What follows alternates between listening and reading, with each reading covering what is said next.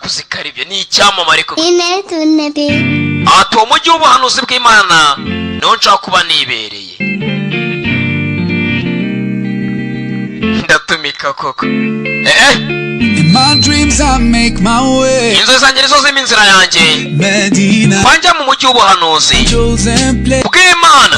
Ndabyuka nkasenga kugira ngo ndebe ko nta mwiza kurushaho. Ibyishimo nkura ku Mana ibyo bingira uwundi we.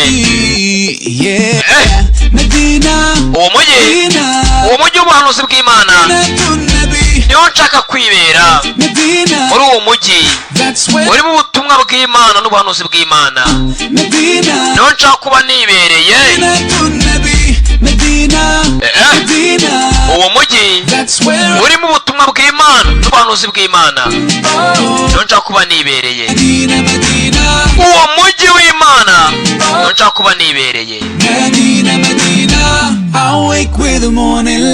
Ndabyuka mu gitondo izuba rirashe mwifuza kujya muri uwo mujyi uvuga Imana, urimo abahanuzi b'Imana, urimo ubutumwa bwiza bw'Imana, hari ibyishimo hatari akababaro. Ndasenga nkasaba kujya muri uwo mujyi, nkasaba kujya muri uwo murwa w'Imana. Niho nshaka kwibera muri uwo murwa urimo abahanuzi b'Imana, harimo ubutumwa bwiza bw'Imana, niho nshaka kuba nibereye.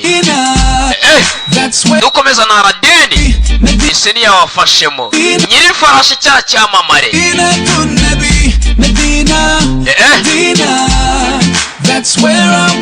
Nshaka kwigira i Madina, uwo mujyi w'ubutumwa bwiza bw'Imana.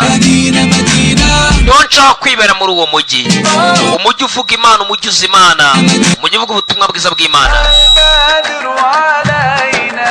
Ara niyo ushobora byose cyangwa se Imana nyine. Imana niyo ishobora byose mu yandi magambo. Mambo vipi ni Siniya Group kuri ya farashi na Siniya. Imana niyo igena byose, niyo ishobora byose.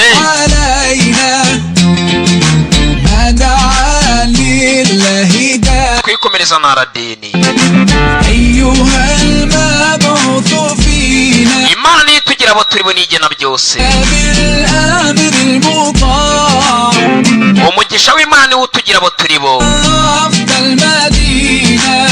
Imigisha y'Imana kuri buri ntungane yose.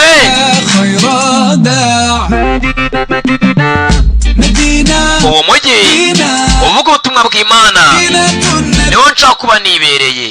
Uwo mujyi w'abahanuzi b'Imana bavuga Imana, bakunda Imana, bubaha Imana, niho nshaka kuba nibereye. Uwo mujyi niwo nifuza. Umujyi uzi Imana niwo nshaka kwiberamo. Umujyi uzi Imana niwo nshaka kwibera. Ati umujyi uzi Imana, umujyi uzi Imana niwo nshaka kuba nibereye. Umujyi mwiza urimo abazi Imana, bubaha Imana, bakunda Imana, urimo abahanuzi b'Imana, niho nshaka kwibera.